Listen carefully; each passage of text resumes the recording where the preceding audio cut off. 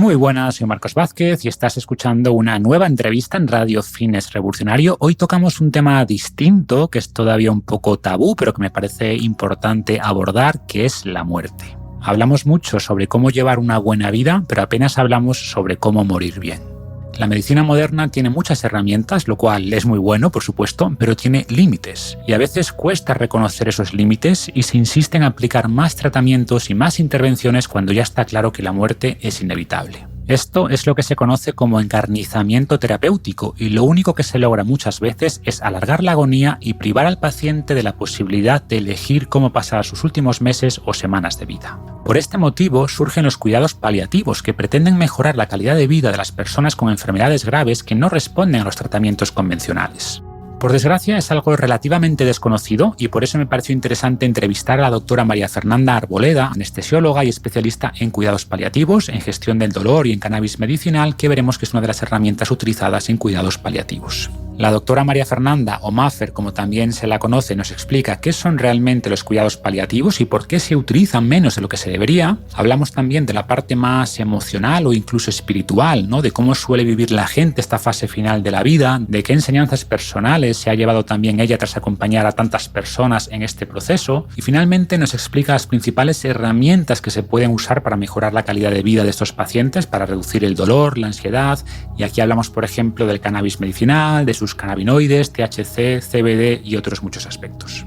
Y no puedo hablar de la muerte sin mencionar a los estoicos que nos animaban a reflexionar sobre la muerte, el famoso memento mori, porque nos ayuda a ser más conscientes sobre cómo usamos nuestro tiempo. Por ejemplo, Séneca decía que nos equivocamos al buscar la muerte en el futuro porque gran parte de la muerte reside en el pasado. Los años que están detrás de nosotros están ya en manos de la muerte.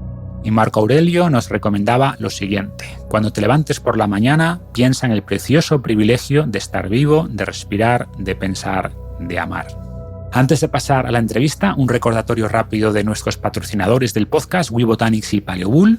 Empezamos por We Botanics porque está además muy relacionado con la parte final de la charla, donde María Fernanda explica las propiedades de los cannabinoides, tanto el THC como el CBD, para personas también sanas, y resalta la importancia de que se usen productos de calidad. Hay muchas diferencias entre unos productos y otros, y We Botanics hace aceites de gran calidad con espectro amplio que incluye los beneficiosos terpenos y tiene además complementos alimenticios, cosméticos, etcétera, en base a cannabis. Paleobull, por su parte, fabrica barritas energéticas en base a comida real y tiene otros muchos productos, como un creamer para el café en base a colágeno y triglicéridos de cadena media, que es Elixir, sus proteínas Panacea, que es puro suero de vacas alimentadas con pasto, y también Valkyria, que es aislado de proteína de leche, aportando tanto suero como caseína. Tiene también combinación de adaptógenos como es Napuca, productos naturales para fortalecer el cabello, las articulaciones y mucho más. Para saber más, podéis visitar sus páginas paleobull.com y webotanics.com, deletreo WeBotanics, que es WeBotanix, y en ambos casos tendréis un descuento del 10% con el código FR10, en mayúscula y con número FR10. Y sin más, damos la bienvenida a la doctora María Fernanda Arboleda. Bienvenida al podcast, María Fernanda, ¿cómo estás? Hola Marcos, un gusto saludarte, muchas gracias por la invitación. Nada, a ti, gracias por sacar un espacio para hablar de este tema, que es un poco incómodo, en parte porque es casi un tabú social, ¿no? No nos gusta hablar de la muerte, y por otra parte a los médicos, como es lógico, se os educa para postergar la muerte a toda costa, ¿no? Y los cuidados paliativos, pues es quizás, y ahora hablaremos de eso, como aceptar que ya no va a haber curación, ¿no? Pero bueno, empezamos por el principio y me gustaría que nos contaras un poco más sobre ti y cómo llegas a los cuidados paliativos. Claro, y creo que efectivamente este tema algunos piensan que no deberíamos ni tocarlo, ¿no? Pero me encanta que podamos hablar abiertamente. Bueno, pues les cuento un poquito de mí. Yo soy María Fernanda Arboleda, soy colombiana, pero llevo muchos años fuera de mi país. Ahorita los saludo desde Ciudad de México. Soy médica, estudié en Bogotá, en la Pontificia Universidad Javeriana, luego me vine a México a seguir mis estudios en la UNAM, en la Universidad Nacional Autónoma de México, para estudiar anestesiología y pues posteriormente especializarme en medicina del dolor y cuidados paliativos. Y luego, pues Marcos, en esa búsqueda por encontrar herramientas para ayudar a mis pacientes, sobre todo en el control del dolor crónico y en los pacientes al final de la vida, pues uno se puede sentir un poco frustrado porque queremos más y más herramientas, y es ahí donde decido irme a Canadá. Estudié en Montreal, en la Universidad de McGill, más estudios, digamos, relacionados con el manejo del dolor, y posteriormente aparecieron los cannabinoides y el cannabis medicinal como parte de una posible estrategia para el tratamiento de estos pacientes. Hice estudios postdoctorales en investigación en cannabis medicinal y cuidados de soporte en cáncer con el Departamento de Oncología de la Universidad de McGill. Y bueno, desde esa época trabajo en una clínica que se llama Sante Cannabis, donde hemos visto miles de pacientes para tratamientos con cannabis medicinal. Y desde el 2018 decidí regresar a América Latina y aquí pues nuevamente en Ciudad de México, enfocada sobre todo en el paciente con dolor crónico, cuidados paliativos y ciertamente dando unas anestesias por aquí y por allá, pero más que todo enfocada en el manejo del dolor crónico y los cuidados paliativos. Muy bien. Y como decías antes, ¿no? Hay cierto tabú todavía sobre el tema y quizás por eso mucha gente ni siquiera sepa realmente qué son los cuidados paliativos. Yeah. Así que antes de profundizar, cuéntanos brevemente qué son y en qué se diferencian de otras especialidades médicas. Claro, entonces, siempre que pensamos en medicina, o sea, lo que viene a nuestra mente es que el médico busca a como dé lugar sanar o salvar al paciente, ¿no? Alargar su vida, mantener su existencia en este plano. Pero resulta que hay una rama de la medicina que no busca ese fin, porque pues realmente tenemos la certeza de que toda experiencia humana irremediablemente va a terminar, ¿no? Entonces, esos son los cuidados paliativos, que precisamente lo que buscan, Marcos, es el bien morir. Lo que buscamos es brindar una calidad, ya no decimos calidad de vida, sino calidad de muerte. Proporcionamos alivio al dolor, a los otros síntomas que se van a producir al final de la vida. Y por supuesto que a lo largo de tratando de brindar este bienestar y confort al paciente, no solamente nos enfocamos en el paciente, sino también en la familia. Para nosotros la familia es muy importante en este proceso final que se vive. Digamos que, nuevamente decíamos al inicio, hablar de la muerte no es tan sencillo, pero pues en esta especialidad justamente lo que buscamos es que el paciente pueda tener los, digamos, últimos días, semanas, meses de vida, ofreciéndole un soporte para que pueda vivir tan activamente como sea posible hasta la muerte y ofrecerle también un soporte a la familia para que se adapte durante la enfermedad del paciente y en el duelo, ¿no? Entonces, es parte de lo que vivimos. Entonces, integramos diferentes herramientas que buscan aliviar estos síntomas físicos. Voy a darte ejemplos: el dolor, está el tema de la falta de apetito, dificultad para respirar, náuseas y vómito. Tenemos también algunos síntomas que ya empiezan a ser un poco más emocionales o inclusive espirituales, y entonces empezamos a hablar un poco de la depresión, de la ansiedad, del trastorno del sueño, ¿no? El insomnio, la dificultad para dormir, que todo esto vamos a tratarlo con diferentes, como decía, herramientas o estrategias que brindan ese bienestar y confort al paciente y a la familia. Exacto. Después quiero que profundicemos en estas herramientas. Me gusta eso que has dicho de el bien morir, ¿no? Suena poético, pero es así. Y es casi paradójico que al final encontraste, entre comillas, tu propósito en un campo que acepta justo lo que la medicina intenta evitar, ¿no? Y volviendo un poco a lo que decíamos antes, que se habla de la muerte, o no nos gusta hablar de la muerte, es todavía muy tabú. Y entiendo que es a lo que apuntabas, que a los médicos tampoco se les educa para tener este tipo de conversaciones que comentas, ¿no? Donde pues seguramente la probabilidad de curación sea muy baja y donde al final hay que ayudarles a tomar decisiones sobre cómo pasar lo que serán seguramente sus últimos meses o semanas de vida. Y muchas veces quizás es más fácil para los médicos evitar esas conversaciones y seguir, pues eso, sometiéndoles a más intervenciones, más cirugías, más fármacos, más quimio, más radio, que con frecuencia van a causar más angustia y que no tienen una probabilidad real de revertir la enfermedad. Y quizás por esto no se usan los cuidados paliativos o se usan menos de lo que se debería. ¿Cómo lo ves? Claro, fíjate que aquí, claro, esto suena un poco paradójico porque efectivamente, por ejemplo, yo soy anestesióloga y yo estoy en el quirófano y lo que busco en el quirófano es salvar la vida de ese paciente a como dé lugar, ¿no? Y luego es paradójico porque estoy en el otro extremo, en donde no estamos buscando salvar a como dé lugar, sino que estamos buscando brindarle a ese paciente el bien morir. Entonces, Aquí hay dos temas muy importantes de lo que acabas de mencionar y es que hay dos extremos. Un extremo que se conoce como, antes se le llamaba encarnizamiento terapéutico, hoy se le llama obstinación terapéutica, en donde efectivamente hay médicos que pues es que no nos enseñaron, Marcos, en la universidad que había que enfrentarnos a estas situaciones a veces y no nos enseñaron a dar malas noticias, no, hay muchos que no tenemos quizá las habilidades de comunicación, entonces en esa situación en la que nos vemos, en donde inclusive nos podemos ver frustrados por no poder ayudar a este paciente, hacemos todo lo posible y a veces hasta actos heroicos que en ocasiones está bien, pero en otras ocasiones, cuando ya hay un paciente que tiene criterios de terminalidad, que ahorita te diré cuáles son esos criterios, pues ya encarnizarte o esa obstinación terapéutica, pues no va a traer nada bueno ni al paciente ni a la familia. Entonces, ese es un extremo, el cual nos alejamos de esa obstinación terapéutica, es decir, a como de lugar tengo que salvar a este paciente porque tengo que salvarlo porque soy médico. A ver, aterricémonos en cuál es la condición de ese paciente. ¿Realmente tiene sentido obstinarme en esto? Y el otro extremo que también se ve mucho y que es lamentable, que se llama el abandono terapéutico, ¿no? También es el otro extremo en donde dicen, bueno, pues es que ya no hay nada que hacer por este paciente, váyase a su casa y se muere solo, ¿no?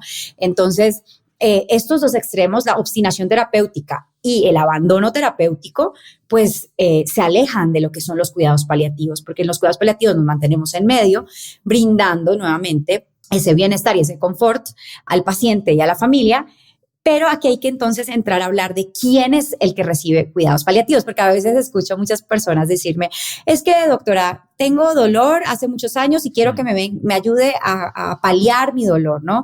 A darme cuidados paliativos para mi dolor. No, los cuidados paliativos tienen unas indicaciones específicas. Por ejemplo, cuando yo hablo de que voy a dar cuidados paliativos a alguien, estoy hablando de alguien que tiene criterios de una enfermedad terminal.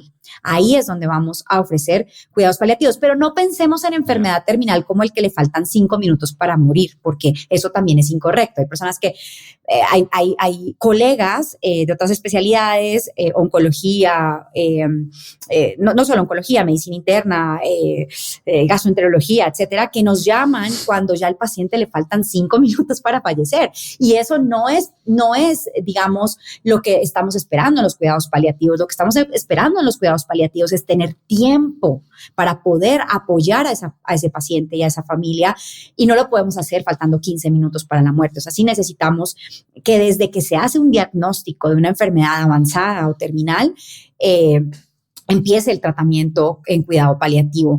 ¿Qué es una enfermedad terminal? Es un padecimiento que es avanzado, progresivo e incurable, que no responde a un tratamiento específico y donde el pronóstico de vida es menor a 6 meses. Entonces ahí ya uno va diciendo, ok, no es que tengo dolor hace 10 años y entonces deme cuidados paliativos. No, estamos hablando de un pronóstico de vida menor a 6 meses y donde vamos a tener numerosos síntomas, problemas intensos que son multifactoriales y son súper cambiantes. Entonces, esto, por supuesto, va a generar un impacto emocional en el enfermo, en la familia y en todo el equipo terapéutico. Entonces, ahí tienes un poco las definiciones de una enfermedad terminal y de quién se puede beneficiar de los cuidados paliativos. Pero también, y ya con esto cierro la respuesta a esta inquietud que planteas, es que también el cuidado paliativo siempre, y no sé si a ti te haya pasado, que pensamos en cuidados paliativos, pensamos en el paciente con cáncer, ¿no? Es como que lo primero que se nos viene a la mente. Y resulta que hay muchas otras patologías que se pueden beneficiar de los cuidados paliativos, como es el caso de los pacientes con VIH-Sida, ¿no? Pacientes con la esclerosis lateral amiotrófica o ELA, que pues es una enfermedad también neurológica degenerativa bastante compleja. Los pacientes con demencias que finalmente terminan haciendo demencias la redundancia, en demencias terminales y requieren de cuidado paliativo, o por ejemplo pacientes que tuvieron un derrame cerebral, que realmente eso médicamente le llamamos eventos cerebrovasculares, y que quedan con secuelas después de este derrame cerebral, van a requerir cuidados paliativos eventualmente. Y finalmente los pacientes que han tenido o que tienen una insuficiencia orgánica, por ejemplo, insuficiencia renal, el riñón ya no funciona, o insuficiencia hepática, el hígado ya no funciona, o insuficiencia cardíaca, el corazón ya no funciona y no pueden ser trasplantados porque no son candidatos a un trasplante, ahí también van a ser eventualmente candidatos a cuidados paliativos. Sí, es importante aclarar esto. Y siguiendo con la dificultad de hablar de la muerte, ¿no? De explicar estos criterios de terminalidad, mencionas en un artículo en tu web que a veces se oculta la realidad al paciente, lo que llamabas la conspiración del silencio, que puede ser bien intencionado, por supuesto, pero le estás privando a esa persona de poder tomar decisiones importantes al final, ¿no? O bueno, que quizás no sea al final, quizás no siempre esté claro si cumples esos criterios de terminalidad, pero la clave es ayudarle a entender la realidad de su situación, ¿no? ¿Cómo ves esto y cómo lo gestionas con tus pacientes? Bueno, con tus pacientes y con sus familiares, ¿no? Porque como bien decías, son también parte del proceso. Claro, aquí hay un tema muy importante y es cómo hablar de la muerte. Es que nos enseñaron que desde años atrás que hablar de la muerte era como un pecado, ¿no? Que hablar de la muerte es un mal augurio. No hables de eso, ¿no? Ni toques el tema, no nos traigas aquí la mala suerte, ¿no? Todo esto y digamos que es natural porque es parte de nuestras culturas, en donde hay culturas que son un poco más abiertas a hablar de la muerte. Inclusive, bueno, yo que estoy en México, a mí me sorprende, no sé si alguna vez han estado de los que están escuchando en México, sé que tú sí, Marcos. El Día de Muertos, sí. El Día de Muertos, que es una celebración tan importante, que cuando yo llegué de Colombia a México y vi esto, no lo podía creer, no lo entendía. Choca bastante y ver cómo se celebra, es una celebración, es una noche en la cual esperamos que nuestros seres queridos vengan y les damos todo un banquete, ¿no? Comida, todo lo que a esa persona le gustaba, y es una celebración muy linda, pero así como hay culturas que lo ven de esta forma, hay culturas que lo ven como una tragedia y como algo que no queremos ni pensarlo, ¿no? Ni hablarlo. Pero pues morir es un viaje que todos los seres humanos inevitablemente vamos a emprender, ¿no? Ahora, el cómo vamos a emprender ese viaje es el que nos va a importar aquí para los cuidados paliativos, porque eso es lo que podemos cambiar con los cuidados paliativos.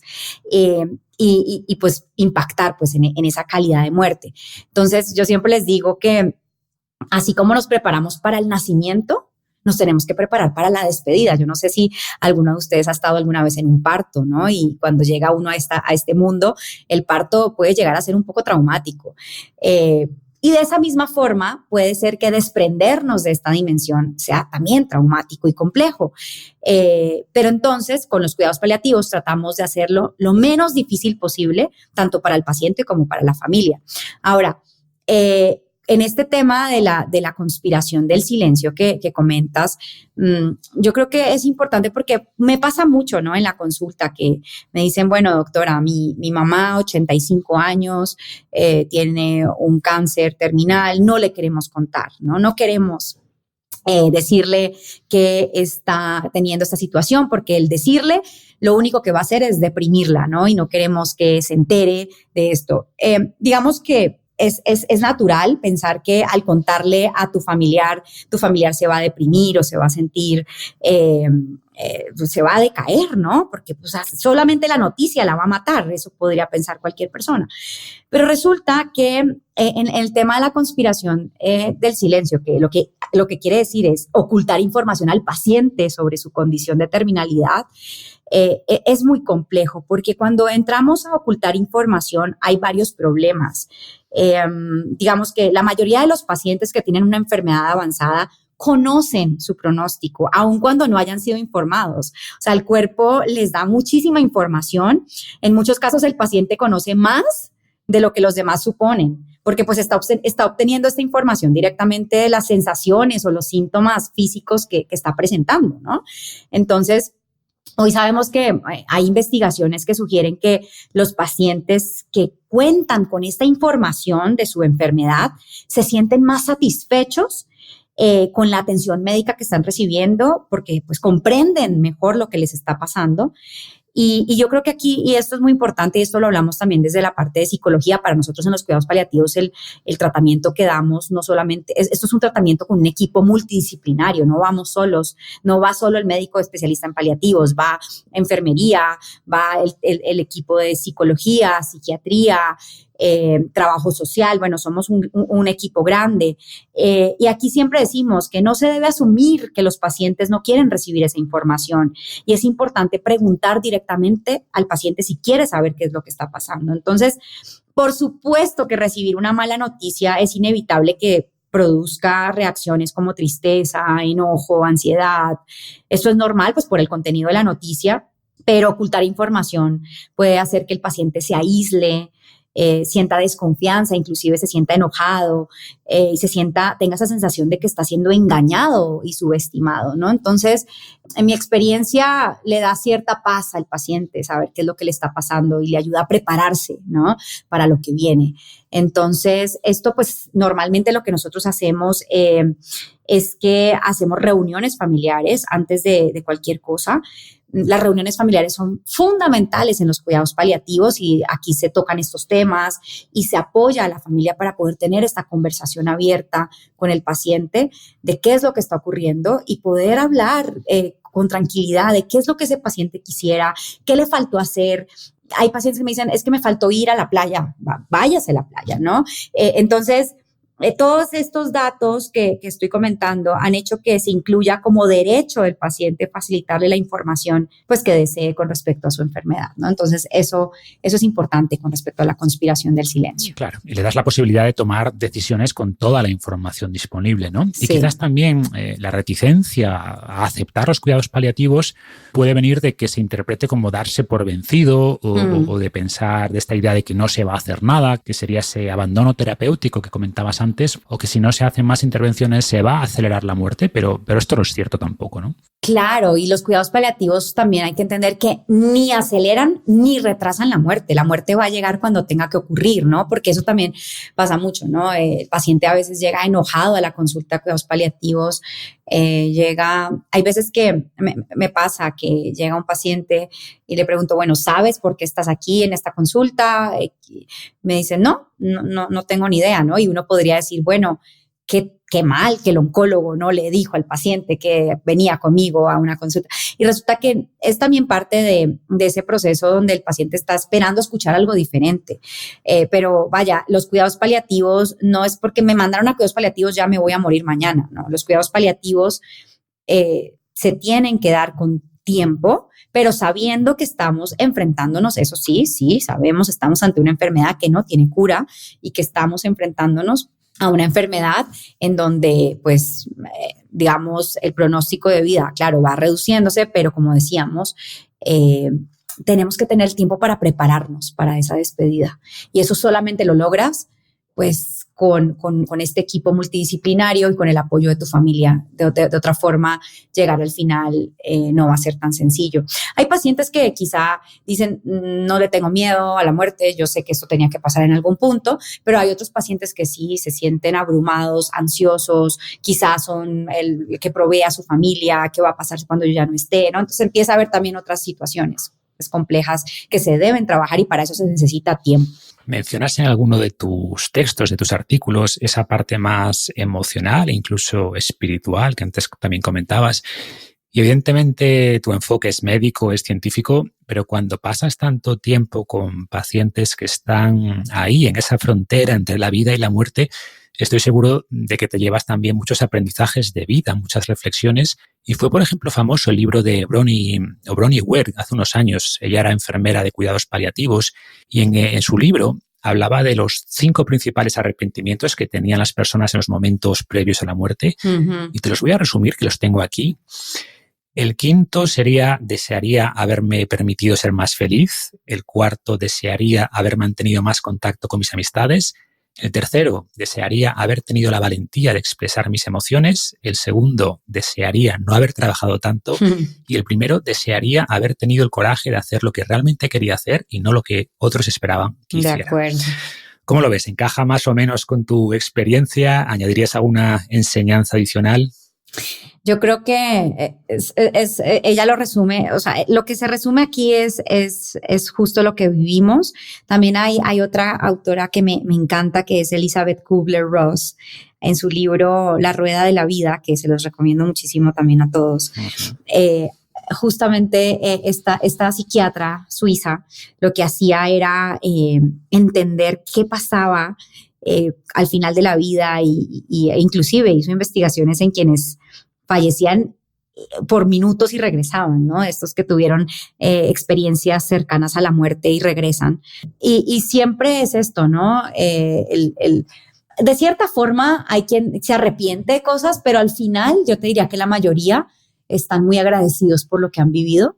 La mayoría están siempre, digamos que dicen, hay quienes te dicen, no me quiero morir, no quiero, eso no es lo que yo quería, no es lo que yo esperaba, ¿no? Y vivir una enfermedad al final no es nada sencillo, pero al final son tan valientes que pues enfrentan este proceso en donde siempre decimos, pues, la muerte es parte de la vida y lo que pasa es que trascendemos, ¿no? Claro, cada quien tiene sus creencias y hay cuestiones espirituales y hay quien cree en diferentes, no vamos a hablar aquí de religión porque pues esto es muy variable, pero yo te diría que sí, va muy en línea con lo que acabas de plantear y por eso siempre creo que esto se tiene que hablar y no deberíamos, o sea, como familia, por ejemplo, deberíamos tocar estos temas de conversación, no cuando estamos al final, sino desde antes y no verlo como que estamos trayendo una temática mala a la mesa de no hablemos de esto durante la comida porque estamos dañando el momento. No, porque es que eso es lo que pasa, que lo estamos viendo como que se está dañando el momento, pero no es que se esté dañando el momento, por el contrario, estamos conociéndonos más, estamos queriendo entender hacia dónde quisiéramos ir, qué nos gustaría al final, cómo nos gustaría que nos despidieran. Todo eso se tiene que hablar con calma, no cuando el paciente está ya en una fase agónica o terminal, ¿no? Claro, con más tiempo puedes tomar mejores decisiones, ¿no? Hay otro libro que me viene ahora a la cabeza titulado Chasing Daylight. No sé si existe en español, es de Eugene O'Kelly, que era un ejecutivo de 50 y pico años a quien detectaron un tumor cerebral incurable y empieza el libro diciendo algo así como soy muy afortunado porque me dijeron que me quedaban 6 meses de vida, ¿no? Dice que ese tiempo pues le permitió despedirse como él realmente quería en vez de morirse de un infarto de repente sin tener tiempo a cerrar todo bien y a disfrutar de algunas últimas experiencias con la gente cercana y planificar ese buen morir, como decías. Claro. Y yo creo que aquí es importante también, a veces no lo vemos de esta forma, pero no todo el mundo tiene la posibilidad de recibir los cuidados paliativos.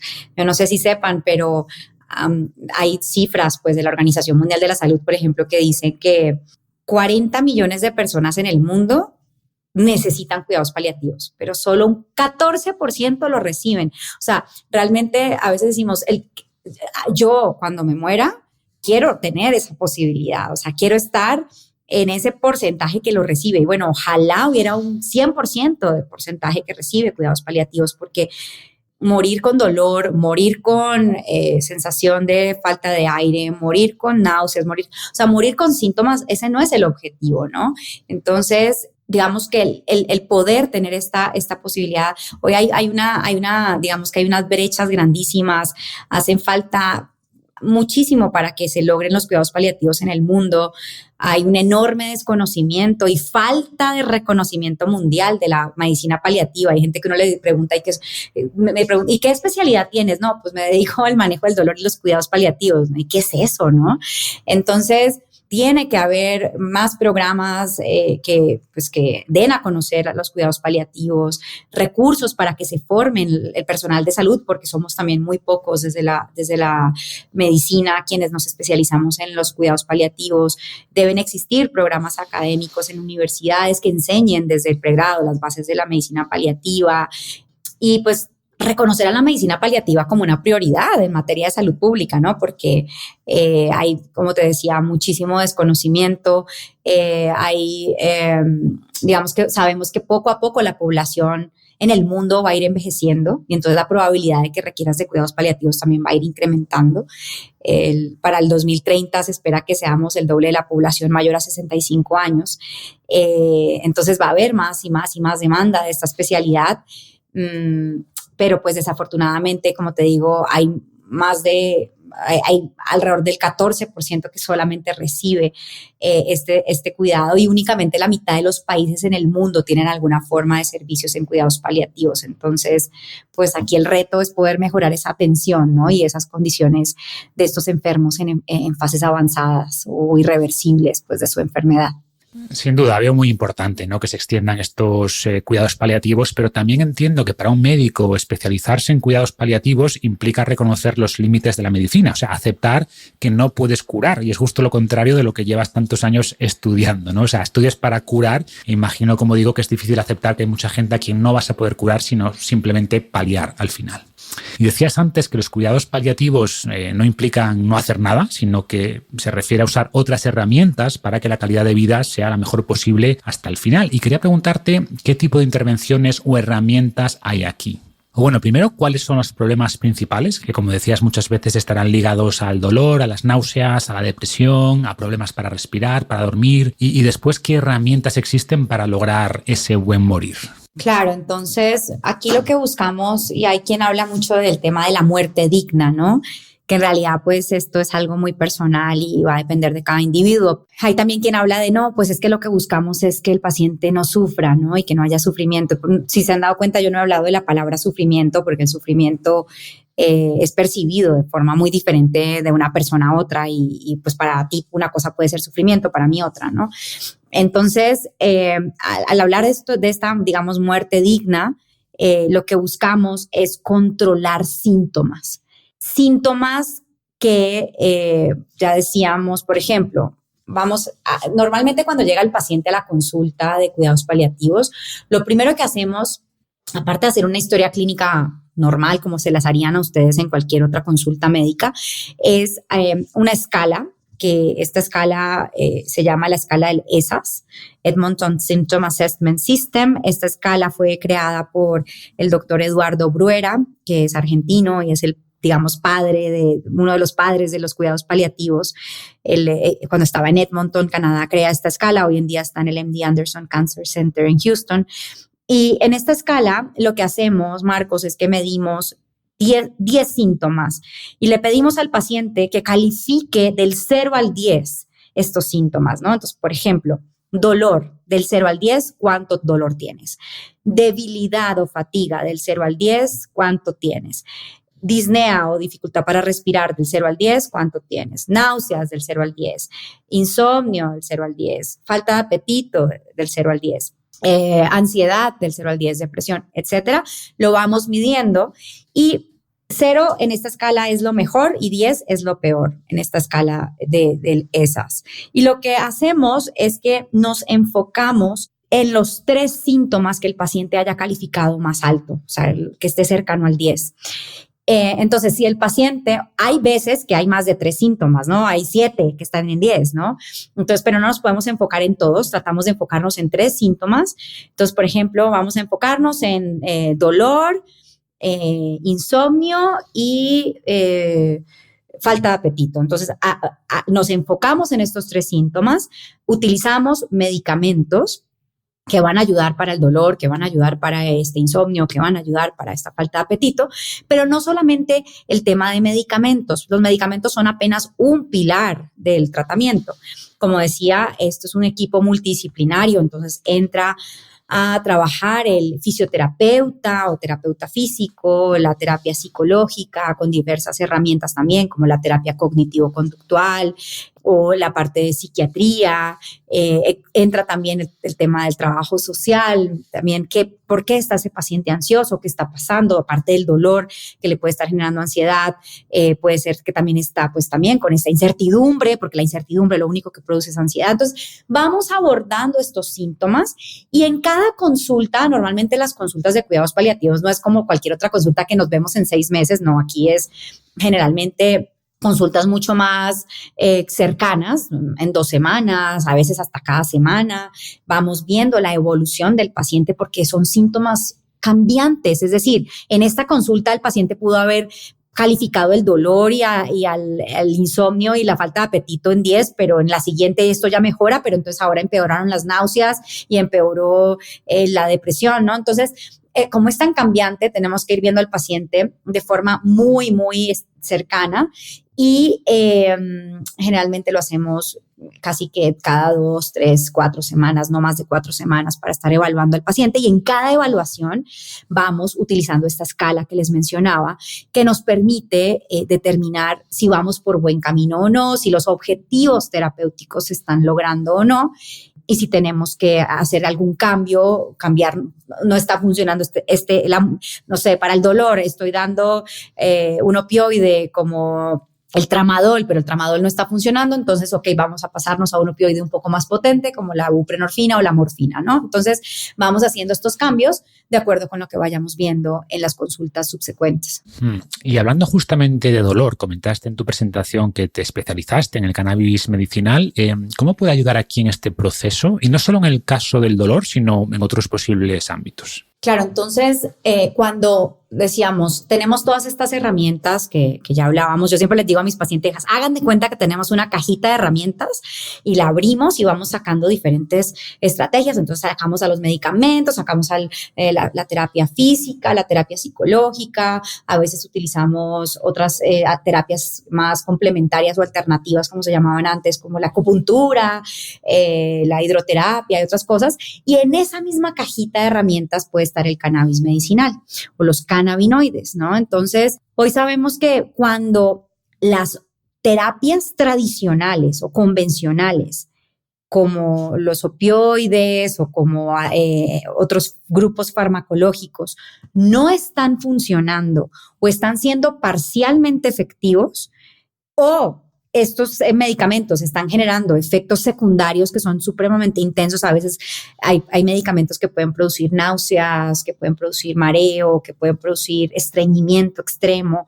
Cuando estamos ante un tratamiento que no está siendo efectivo o que está generando efectos secundarios muy intensos, podemos pensar en otras estrategias o otras herramientas, como es el caso del cannabis medicinal. Pero ojo, sabiendo que el cannabis o los cannabinoides, que son los compuestos del cannabis medicinal que utilizamos en la práctica clínica, sabiendo que estos cannabinoides no son la panacea, no son la droga milagrosa y que son simplemente una herramienta más, como decíamos, que va a complementar a los tratamientos tradicionales.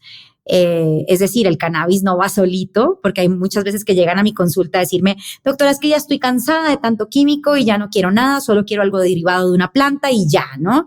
No, a ver, el cannabis, no seamos injustos, él solito no va a poder, ¿no? Entonces necesitamos se agrega el cannabis como parte del equipo del tratamiento y en conjunto el cannabis junto con lo otro que estemos haciendo, tanto de medicamentos como de terapia física, como de terapia psicológica, etcétera, en conjunto puede optimizar el control de los síntomas. Ya decíamos, en los cuidados paliativos no, pues lo que buscamos es eso, ¿no? Controlar síntomas, y eso es lo que hacen los cannabinoides o el cannabis medicinal. Controla síntomas. El cannabis no cura enfermedades, controla síntomas, porque también eso pasa mucho y yo los invito a que seamos realistas también con la información que recibimos, porque obviamente cuando uno está ante una enfermedad avanzada o terminal, uno quiere encontrar todo lo que esté a la mano para ver, no me voy a rendir, ¿no? Voy a buscar hasta, si me dicen que me unte una mascarilla de cebolla en la cara y eso me quita el cáncer, me la unto, ¿no? ¿Y qué pasa? Pues que aquí con el tema del cannabis, pues ha habido un poco esa situación en la que pues es triste porque a veces uno escucha historias en donde pues hay oportunistas, hay quienes se aprovechan de la situación para ofrecer estos productos milagro, que acuérdense que los productos milagro no existen, ¿no? Entonces, digamos que toman ventaja de esta vulnerabilidad que tiene el paciente y la familia, crean expectativas falsas y hoy vemos, si ustedes se meten a internet y ponen en un buscador en internet cannabis y cáncer, pues hay titulares inclusive que dicen confirmado la marihuana mata el cáncer, ¿no? Y con esas ideas y con esas expectativas muchas veces llega el paciente a mi consulta o a la consulta de muchos otros colegas diciendo, doctora, vengo a que me cures del cáncer con cannabis, ¿no? Entonces, creo que sí hay que aterrizar las expectativas y la realidad de lo que tenemos hoy. Efectivamente, hay algunos estudios en animales, en modelos animales, en ratones o en tejido celular que sí muestran cuestiones prometedoras, donde se afecta, digamos, el crecimiento celular del cáncer, donde se limita el tema de las metástasis, la vascularización que se produce se puede ver interrumpida en modelos animales y en tejido celular, pero esto tiene que luego evaluarse en seres humanos y todavía no hemos pasado a esa fase de estudios clínicos. Uh-huh. Hoy lo que sabemos es que el cannabis medicinal o los cannabinoides ayudan al control de síntomas que produce el cáncer o otras enfermedades terminales y ayuda con los efectos que pueden producir los tratamientos para el cáncer, como por ejemplo la quimioterapia, que nos produce náusea y vómito por quimio, ¿no? Entonces, ahí es donde sabemos que el cannabis sirve, pero no para curar, no para, todavía no. ¿Qué más quisiera yo que decirle al paciente? Mira, aquí está esta varita mágica, ¿no? Esta opción. Pero hoy sabemos que hay estudios, de hecho hay un estudio muy interesante que se hizo en España hace ya algunos años, por un grupo de españoles liderado por el doctor Guzmán. Y en este estudio en España se incluyeron 9 pacientes con un tumor muy difícil, que no sé si hayas escuchado hablar del, que es el glioblastoma multiforme. Es un tumor a nivel del sistema nervioso central, en el cerebro, es súper agresivo. Y en estos 9 pacientes se infiltró directamente en el lecho quirúrgico, o sea, en la zona de la cirugía, durante la cirugía de estos 9 pacientes, se infiltró uno de los compuestos de la planta de cannabis que se llama THC, y a través de un catéter se les infiltró entonces este THC, y después de la cirugía y de cierto tiempo se observó cómo se redujo el tamaño de estos tumores, pero no hubo un impacto en la sobrevida, es decir, todos los pacientes fallecieron, los 9 pacientes murieron. Entonces, aquí a lo que vamos es que hoy no hemos llegado al punto, pues, de decir que el cannabis curó a estos pacientes, no, que se redujo el tamaño tumoral, qué interesante, estamos viendo que quizá hay un efecto antiinflamatorio, pero no podemos hoy hablar de este efecto curativo y creo que eso tiene que quedar pues muy puesto sobre la mesa. Hoy hablamos del cannabis como una herramienta que ayuda para el control de síntomas de forma complementaria o como un adyuvante, como decimos en medicina, un coadyuvante. Sí, como dices, es una planta muy útil, pero no hace milagros y hay que entender dónde está el límite y lo que puede realmente lograr, ¿no? Claro. Y dejando ya un poco de lado los cuidados paliativos y aprovechando tu conocimiento sobre el cannabis en general, quería preguntarte, en el caso de personas sanas o sin problemas tan graves, ¿vale? Pero ¿en qué casos pueden ayudar ya no el cannabis como planta, que es más difícil de conseguir, pero por ejemplo cannabinoides, ¿no? Mencionaste el THC, también se habla mucho del CBD. ¿Qué destacarías aquí en población general? Imagino que iría también por lo mismo, ¿no? Gestionar el dolor, la ansiedad, ¿algo más destacarías? Claro, entonces, hablemos un poquito del cannabis medicinal o de la planta de cannabis y de ahí partamos para ver en qué se utiliza y para qué, digamos, contextos clínicos. Hoy sabemos que si nos imagináramos que tenemos aquí enfrente de nosotros una planta de cannabis, vamos a tener más de 500 compuestos químicos. Es una planta, yo digo que eso es un universo. Y dentro de esos más de 500 compuestos químicos hay 2 que quisiera que pues, nos enfocáramos en ellos, que son como los actores principales de esta historia que vamos a contar. Uno que es el Delta 9 tetrahidrocannabinol o delta 9 THC, que en cortico decimos THC ya, y el otro que es el cannabidiol o CBD en cortico para que lo digamos más rápido. Entonces, el THC y el CBD son los principales compuestos de la planta, no son los únicos, como les digo, hay más de 500 compuestos químicos. El THC y el CBD son cannabinoides que además de ser los más famosos, son los más abundantes en la planta y los que más se han estudiado en seres humanos, en estudios clínicos.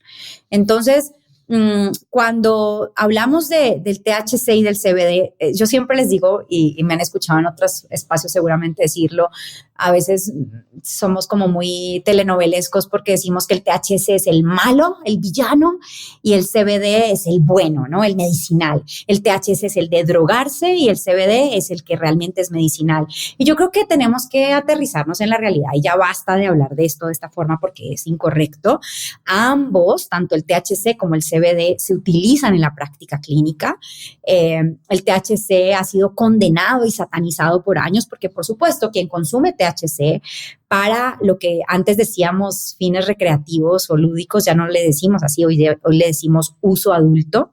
Quien consume cannabis para uso adulto va a buscar unas altas concentraciones de THC. Sí, claro, es indudable, porque el THC te va a dar esa sensación de euforia, de bienestar, de placer, de me siento high, como decimos en inglés. En mexicano se dice me siento pacheco, en colombiano sollado, no sé en España cómo le dicen. Ese efecto, claro, te lo va a producir el THC, ¿no? Pero hay que tener aquí muy claro y hacer una línea divisoria entre el uso del THC para fines medicinales y el uso del THC para fines no medicinales o uso adulto o uso recreativo lúdico, como lo decíamos antes. Entonces, cuando hablamos del THC para uso medicinal, estamos hablando de unas dosis supremamente bajas que no tienen nada que ver con las altas concentraciones que se utilizan pues, para uso adulto o uso recreativo. Entonces, ¿qué ha mostrado el THC, Marcos? El THC ha mostrado que en dosis bajitas, como les digo, es muy efectivo para el control del dolor crónico. No cualquier dolor, ¿no? Porque a mí me da, o sea, digamos que me parece gracioso que a veces queremos meter al dolor en una misma canasta y resulta que el dolor tiene nombre y apellido. Básicamente hay dolores que son agudos, es decir, después de una cirugía, por ejemplo, o me golpeé con la mesa y me dolió. Eso no es un dolor crónico. El dolor crónico es el que persiste en el tiempo por más de 3 meses. Entonces, cuando tenemos a alguien con dolor crónico, que tiene un dolor hace más de 3 meses, y si ese dolor crónico es un dolor crónico neuropático, es decir, les voy a dar ejemplos, sufres de diabetes, por ejemplo, y te arden las manos y los pies, ese es un dolor crónico neuropático, por ejemplo, por una neuropatía diabética, o tienes una famosa ciática, ¿no? Que te duele la espalda y baja por el glúteo y se va por la pierna, a eso le llamamos médicamente radiculopatías lumbares o cervicales. Ahí eso es un dolor crónico neuropático, o sufres de fibromialgia, ¿no? O sufres de, te tuvieron que amputar una pierna y ahí tienes el dolor por miembro fantasma, ¿no? Esos son casos de dolor crónico neuropático. Ahí el THC es el que más se ha estudiado, no el CBD. El THC es el que más se ha estudiado para el control del dolor crónico neuropático. Ojo, estoy hablando del THC como complemento o como coadyuvante de las terapias tradicionales. También el THC ha mostrado mejorar la calidad de sueño. No sé si hayan escuchado hablar de el síndrome o el trastorno, perdón, de estrés postraumático.